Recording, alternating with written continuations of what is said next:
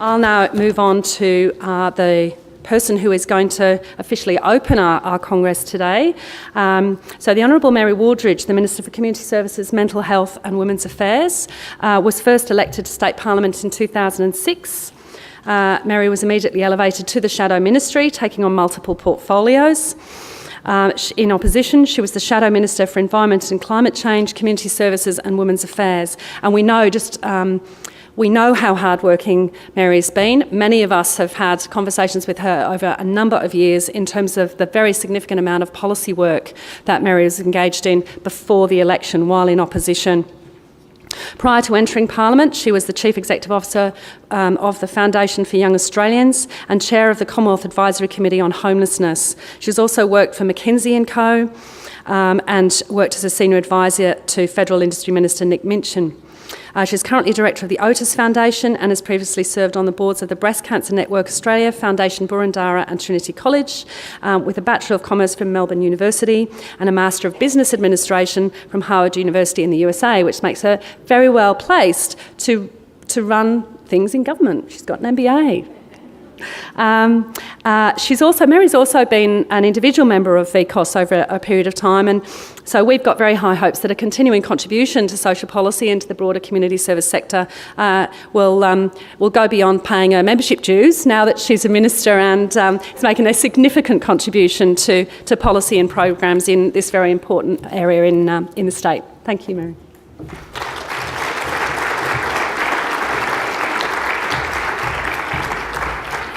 Thanks very much, Kath, and it's an absolute pleasure to be here today and join with you and Michaela in terms of your leadership of VCOSS, also to join with Naomi and with Cindy and everyone here today on what is an important day in thinking about the future of community services in this state.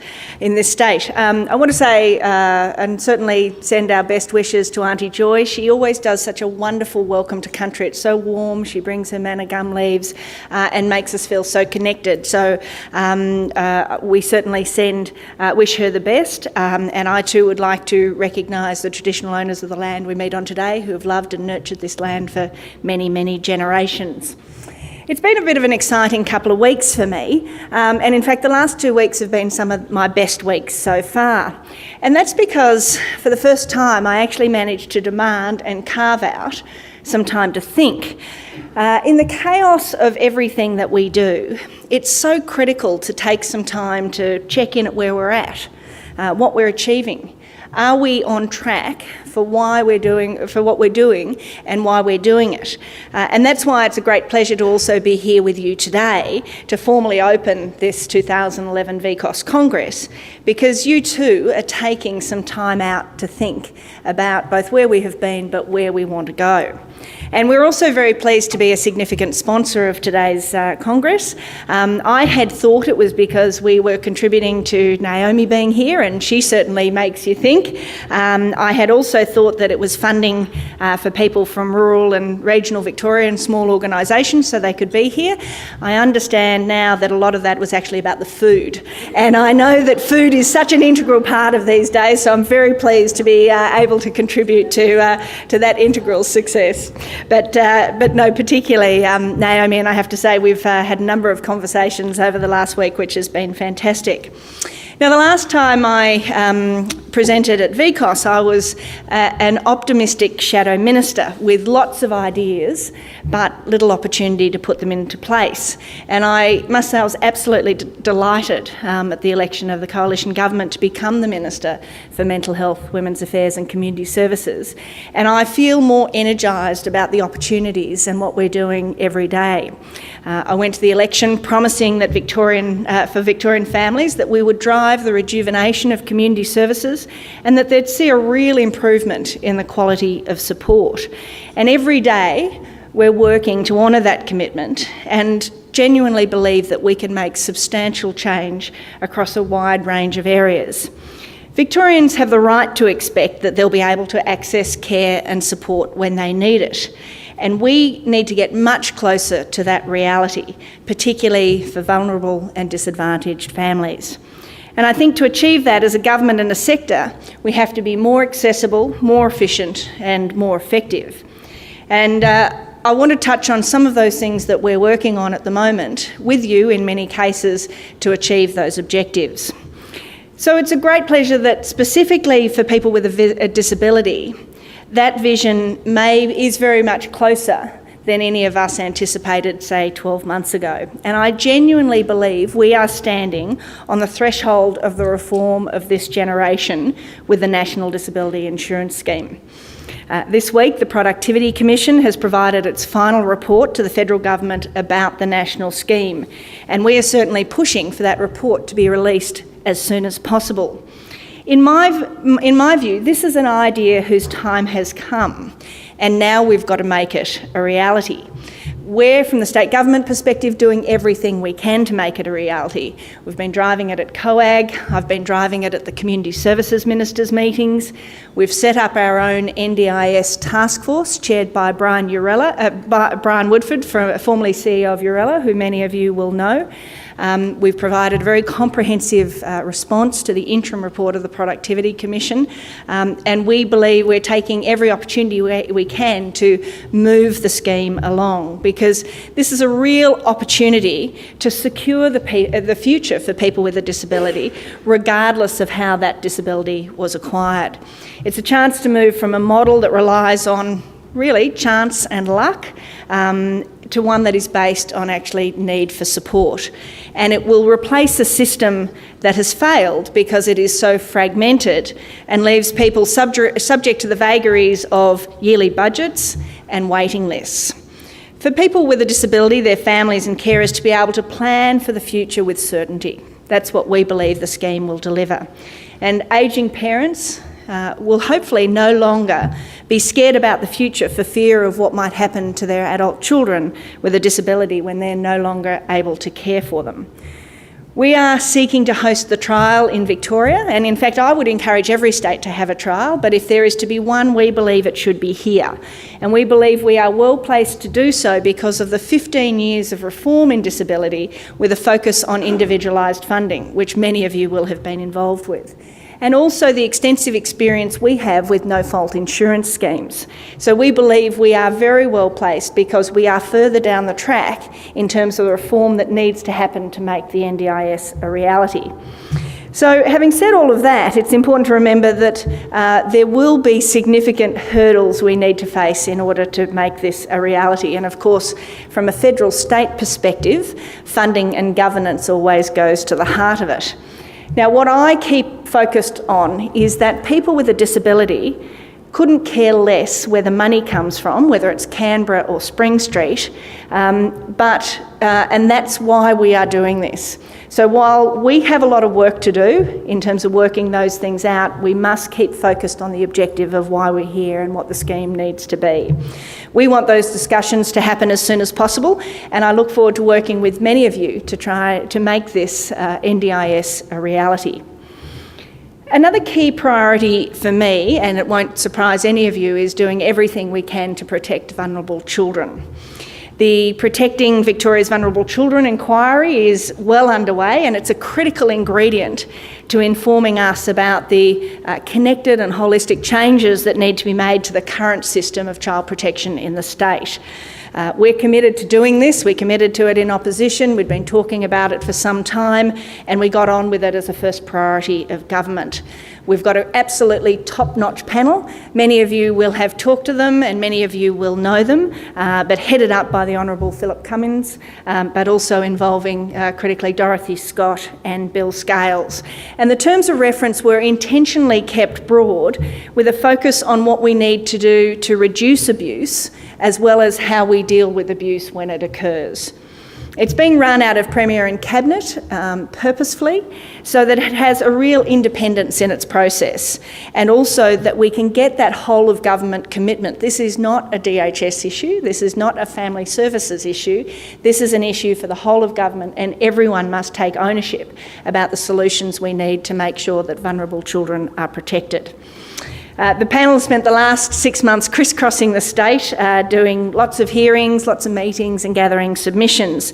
And I am very comfortable that anyone who has wanted to contribute has been able to do so, including, and they've worked very hard to make sure that young people and adults who have had interactions with the child protection system, that their voices are heard. I expect their report and recommendations in early November. I do envisage, and I want to make it clear, a process similar to a Law Reform Commission report. I don't anticipate seeing the report before it's handed to me in early November, so government will take some time to read and consider the report, develop its response, and also then subsequently table it in Parliament. I obviously don't know yet what the recommendations would be. It's a bit like waiting for Christmas, I could say. This thing's been a long time in the making, and I'm very looking forward to it eagerly. But I have read many of your submissions with interest, and I thank you for the time that has taken and the care and the thoughtfulness that has been put into making sure these submissions are substantial. As I committed before the election and again when launching the inquiry, there's no doubt that we need reform, improvement and innovation in our child protection system, and I fully intend to make the most that this opportunity of this comprehensive inquiry and community consultation, this opportunity we're provided with to drive significant and beneficial change for the benefit of children in our state. I have been asked a number of times if we will be embarking on another full round of consultations after I receive the recommendations and before we deliver our response. And I don't intend to do that. We may have some individual conversations, but the time for consultation is now. So if you have opinions, positions, concerns, suggestions, ideas, and that you have not already got them to the inquiry, I certainly encourage you to do so. The written submission time has finished, but I am sure they will still welcome input and ideas, but it needs to happen now, and those opportunities need to be taken advantage of. We did, though, not use the 12-month inquiry as an opportunity to take a bit of a hiatus on child protection issues. The children and the issues they're facing are way too important for that. And work has happened in a number of areas, and I just want to highlight one particular area that we have announced recently in relation to the reform of the child protection workforce. About a month ago, I released a document called Protecting Children, Changing Lives, Supporting the Child Protection Workforce, and it outlines a new operating model for the statutory workforce to try and change things. We have to work proactively to break the cycle that we currently have of recruitment, burnout, early departure that's really crippling the frontline statutory workforce. We now handle more than 1,000 child protection reports each week, but with that, 1 in 4 of our frontline workers leave within a year of their recruitment. The new model that we've developed has been done with extensive consultation with our staff, and it is critically informed it, including exit interviews of people who have made the decision that they don't want to continue to work in the system. And from March next year, we're going to have more practitioners with more expertise working directly with clients on the front line. That was the strong feedback that we got, is that we go into it to work with children, and the only career progression we have is into management and administration. So more workers working at the front line with clients and with more expertise as they progress and have a career structure that enables them to do that. We also see that important role of those frontline workers in mentoring and supporting our new workers so that they are excited about the work they're doing, they've got the skills and the support to do that, and so that they make positive decisions in relation to staying as well, and not thrown into the deep end as a lot of the language was around what they felt. And there's a significantly revised career structure, there's significantly revised pay structures, and we do anticipate that these reforms will increase the number of child protection practitioners working directly with children, young people and families by about 20%, the largest ever increase in frontline workers. These reforms have been well received, I've got to say, by our workforce, but there's no doubt that once again this is about culture change, this is about changing what we do, and there will be some challenges along the way. Now, we've acted on the DHS workforce, but we are very conscious that there's real challenges across the broader community sector workforce as well, and we're committed to working with you to work out what needs to be done there and how we can create exciting and very positive and sustainable careers across the broad community sector. How do we attract good people in? How do we keep them in often what is incredibly challenging and demanding work? Now, the issue of community sector workforce recruitment, retention, remuneration, training and development is core part of the thinking that we do need to do for the future, and we want to do that with you because the workforce is really delivers what it is we're all about.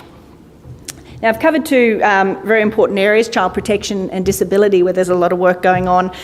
But the other, and there's so many, opportunities for significant reform that we are very focused on is our current fragmented service delivery for individuals and families with complex needs.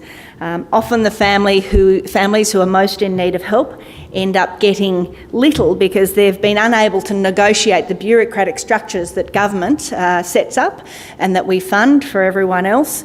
And for example, child protection workers shouldn't be the first and last interaction of a family.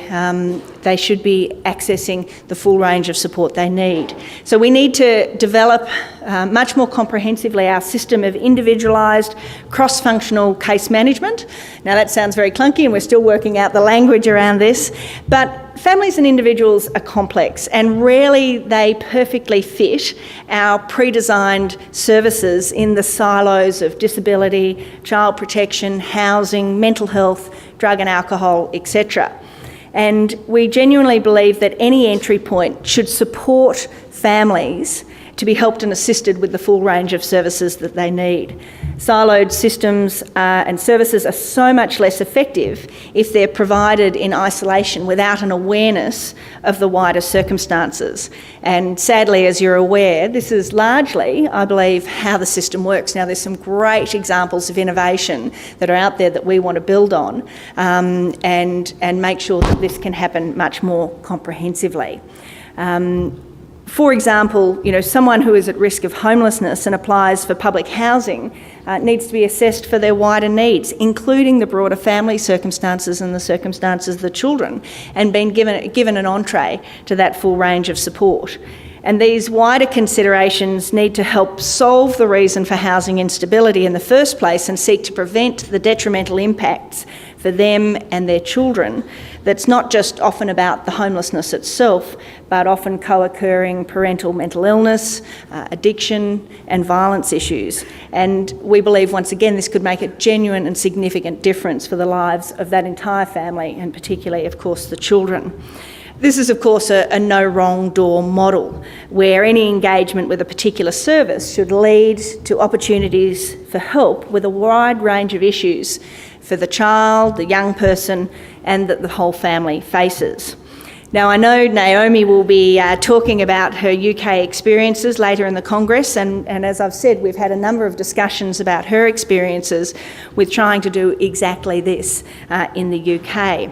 We need to look for ways that we deliver our services, what we offer, and what type of workers we need to actually achieve this. Now, currently we're investigating what a coordinated response for individuals and families with complex needs looks like in Victoria. There's lots of challenges. We've got to change culture. We've got to get over this attitude that often works, particularly within government, against collaboration. There's issues like privacy, but we are absolutely up for it and we're doing that work currently. And the impact for individuals and families is obvious. And we're working to have a DHS trial on this up and running within a matter of months. We're not going to just add another layer of case management to the process. I think that would be detrimental in terms of what we're trying to achieve. But we have to do things differently. We have to look for innovation and we have to focus on the outcomes. Now, in the trial areas that we select in those regions, we will obviously be working with a number of you in order to make that a reality, and I look forward to working towards this significant change, which we believe, while trialled, will have the potential for not only DHS services but also health, education and the broad range over time to achieve what families really need in terms of coordinated services and support. We have real aspirations of what can be achieved with this for the future, and a real dedication to not only talking about it but doing it. And we look forward to working with you to achieve that. Now, a critical element of that is making sure that we are evidence-based in our decision-making and that we're accountable for what we commit to deliver. And I just do want to mention, I want to thank everyone here who's participated in the 3-year-long KPMG evaluation of Child First and the Integrated Family Services programs. We're actually putting today the interim evaluation up on the DHS website, and the final evaluation will be received shortly, and it will of course inform the development of these absolutely critical services as well. But a robust and transparent evaluation culture is particularly important to achieve the vision that we have for services in the future. And that relates to government delivery, but it also relates to the CSO delivery and those who work and are funded by my department. No agency has a divine right to government funding, and we're not in the business of funding generic good works. There are ever more pressures and demands on what feels like ever decreasing resources. And so we want to make sure that we are working for proven outcomes, robust evaluations and deliverables which are measurable and reportable. Now that's not easy, and that's going to take some work as well, but I want to put out there that that is very much going to be our focus for the future. And we also want strong systems around governance and accountability, once again, both for my own department as well as for the CSOs that we fund. A good proportion of what we do is directed by legislation and regulation, and we must all be accountable to meet our regulatory requirements. As government, we're making some tough decisions about where the broader evidence-based, outcome-based and regulatory requirements are being achieved and not achieved, and we're making changes to deliver them. And we will be working with you guys as well in terms of the broader sector, once again, to deliver on outcomes, deliver on accountability, to make sure we're making the difference for children that we need to make. So in conclusion, and reflecting on your theme of the Congress this year, what's happening, what's different, what's possible, I would like to suggest to you that there is a lot happening, certainly from the government perspective, and I know that a lot of that will involve you, and much work is happening on off your own back as well. I'm getting already a lot of feedback that life is different. We are trying to change the culture in relation to DHS, certainly in our interactions with our clients and our broader services that we work with. We believe that culture needs to change to one that's positive and solution-based, and that process is already underway. And I look forward to working with you to really challenge ourselves as to what is possible as we work together to support the most vulnerable in this state. It's a very exciting opportunity indeed. I congratulate you on taking time out to think today about what is possible, and it gives me great pleasure to formally declare that the 2011 VCOSS Congress is now open. Thank you.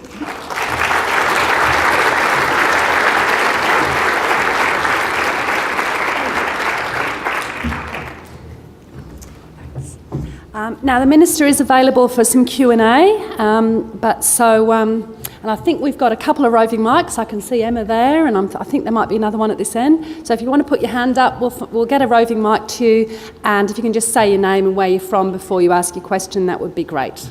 Who wants to have a go? Oh yes, we've got one. Yeah, thanks. Ms Wooldridge, thank you for your speech here today. I believe you've done a lot more than the Brumby government did. I've worked for many, many years with homeless people and the disadvantaged. You were talking before about people who are homeless and require housing commission houses and things like this. There was a time when people went on a priority list to get a housing commission home, and I'll quote from experience about my niece who had 2 little children and was living in the back of a car, and she had to wait nearly 9 years to get a housing commission house out towards Broadmeadows, and she wanted one in Mentone so she could be near her mother, but they wouldn't give it to her. Now, what happened to the old system where there was primary, secondary, and then there was priorities for housing? I think you do a great job, yourself, and I'll say that now, but I think we should, the priority housing for people who are very vulnerable. There's some people get priority that shouldn't. Thanks for that. And I can comment at a high level, but not in a detailed level, because of course Wendy Lovell's the Minister for Housing and we work together very closely. And I suspect there's people who know a lot more about housing in this room than I do, but there is of course the priority list. One of the things that Minister Lovell's been working very hard on is making sure we use the stock. We need more stock, obviously, and there's some work happening around that, but we also have to use the stock we have more effectively so that there are more places available for people who need to access them. And the waiting lists are interminable, and especially if you're down the list a bit, there is the priority, but still that's a significant amount of time.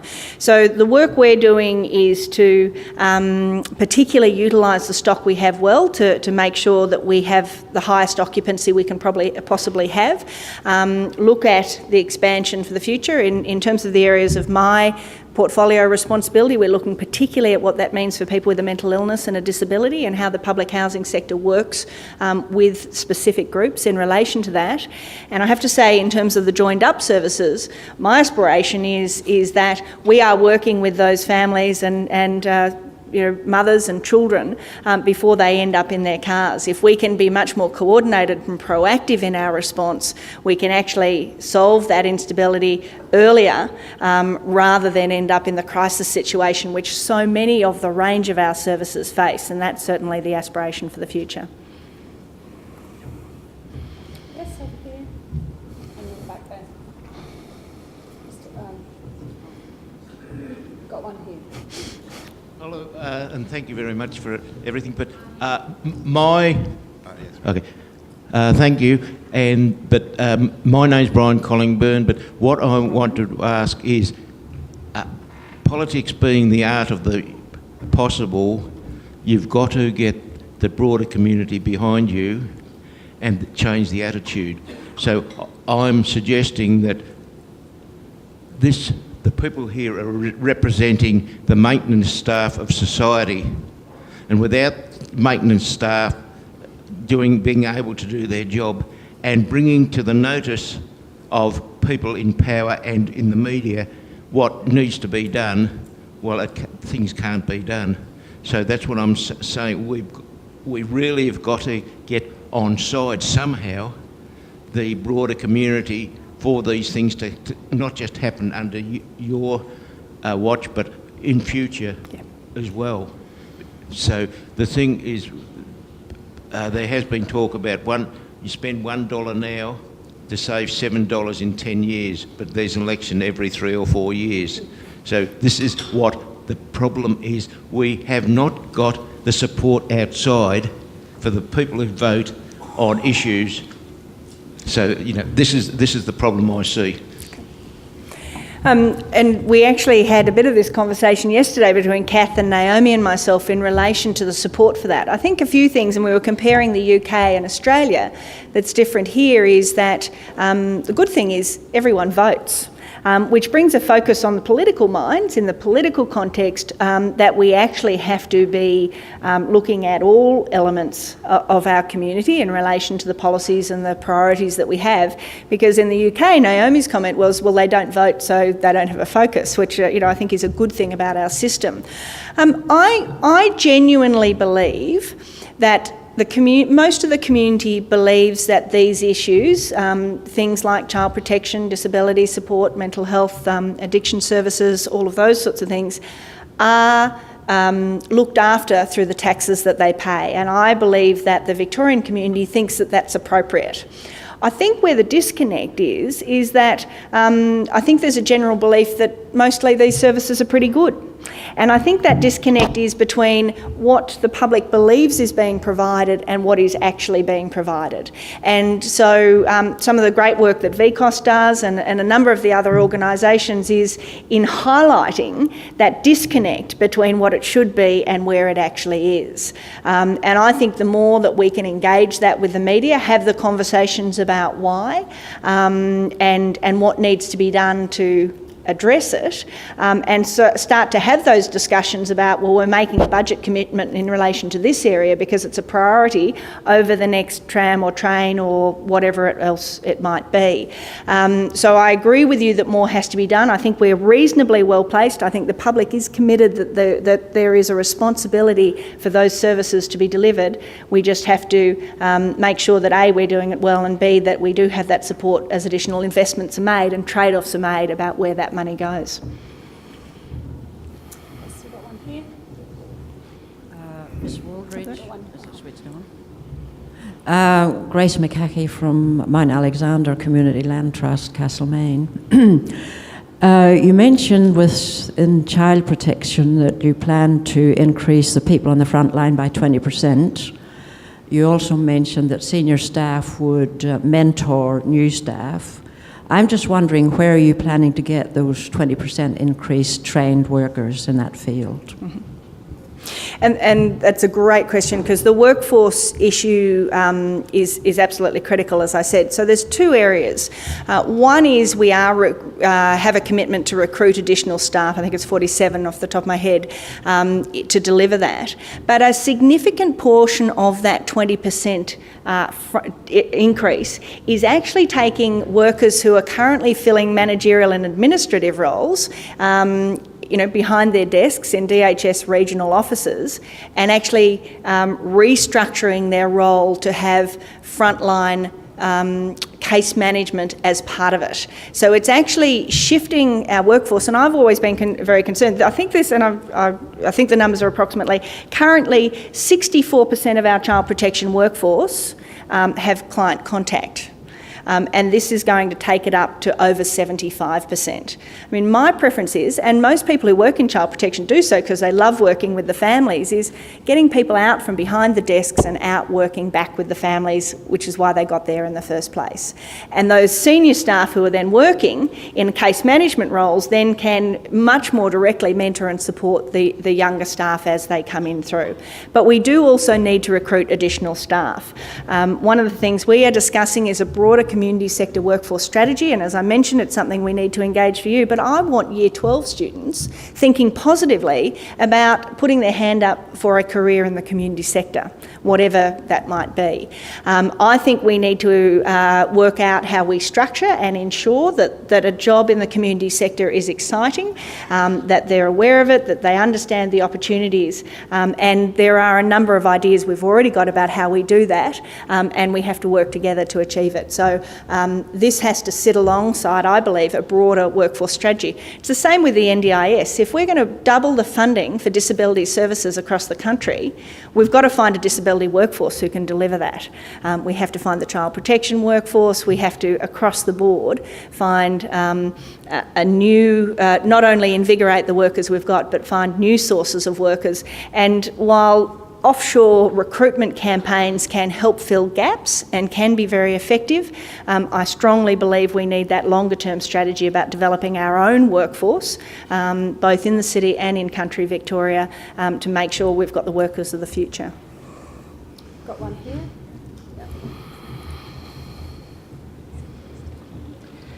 David Tennant from Family Care in Shepparton. Minister, we woke up the morning after the federal budget unexpectedly getting a whole lot of loving in our region, including the arrival of income management from July of next year.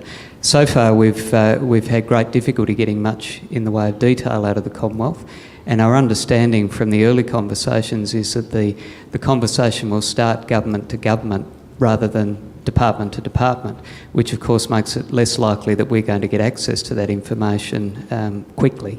So we're wondering, first of all, how government here can facilitate that exchange of information, and secondly, given some of the other things that you're going to be trialling about adding additional support to families with complex needs, a lot of what the Commonwealth is designing here is actually about a set of ultimately punitive responses to people with the most complex needs. Will the work that you're doing provide a counterbalance or a comparison point for some of the things that the Commonwealth's trialling? And it's a great question. And can I say, we woke up the morning after the federal budget similarly surprised about, which I think is disappointing. And we still don't have a lot of detail in relation to that, although we're obviously starting to work on it in anticipation as well.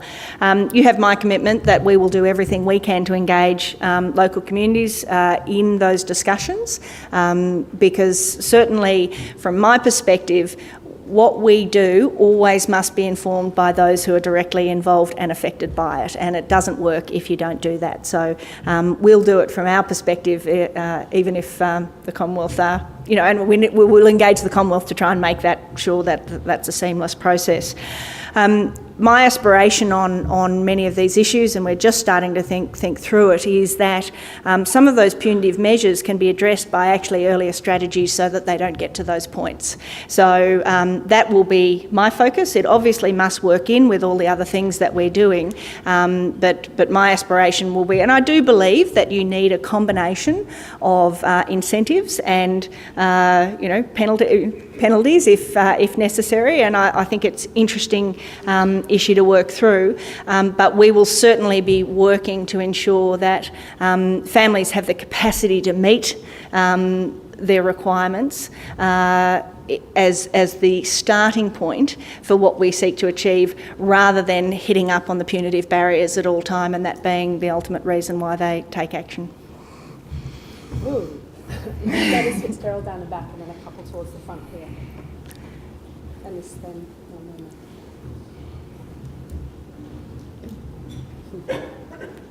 could be different now.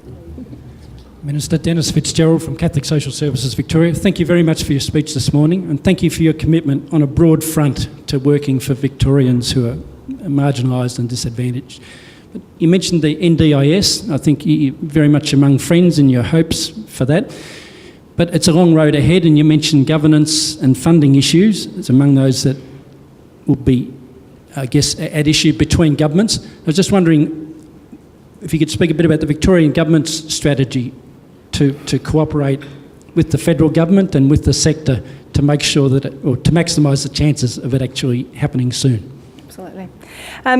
We're approaching this, I suppose, very genuinely, as I've said, but very also pragmatically. We're not necessarily wedded on a funding model. We're happy to engage in the debate and work out what's possible. We believe, as I said, that we're well placed to make that happen.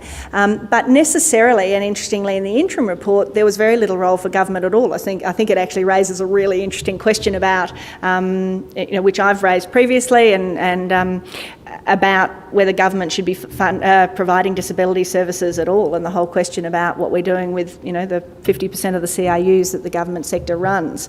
So I think there's the community sector is absolutely critical to this happening, even if it's with what we currently provide in Victoria, which is further along than many other states, but also about where the Productivity Commission has certainly articulated in its interim report, their expectation is they see it ending up. So this has to happen hand in hand. Our NDIS task force, one of their terms of reference is engagement with the sector and with the community in relation to how this is a reality, and that will be part of what they will be doing, and we'll certainly be very much part of that. Just to let you know, the next COAG meeting currently is scheduled, and they do currently get cancelled from time to time, for the 19th of August, and we've got the NDIS on the agenda for that. So it is, this is this pushing, keeping it on the agenda, moving it forward. And then the Community Services Ministers are meeting in October, and it's front and centre. We've certainly made sure of that in terms of that agenda. So it's going to move quickly but slowly. We have to get the commitment of the federal government and as many and hopefully all of the states as possible to make this happen. And at the same time, we're working up, what reform actually needs to happen so that we can pilot it and then make the scheme a reality. And necessarily that will be done with all of you. I think Marilyn had a hand up, Georgie, and there was one over here.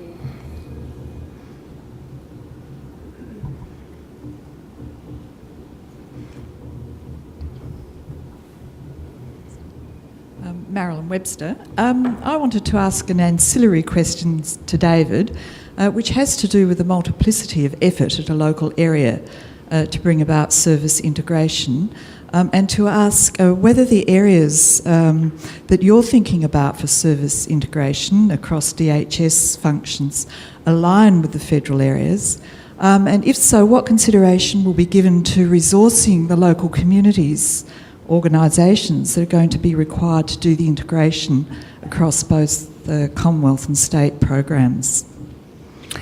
We are still working through where the areas are that we'll pilot it. There's a number of different factors we're taking into account, including who's there, what sort of population it represents, does it give us a bit of a snapshot for the rest of the state given it's a pilot and the rollout, what's the capacity of the NGO sector, what's the capacity of the DHS office in relation to reform and innovate around this. So we're going through that process. I suspect they probably won't align, but we need to have a look at that to make sure if there's any opportunities lost or issues as a result, or whether it makes it easier to try and do them or not, trying some different models in different places and then work out what works.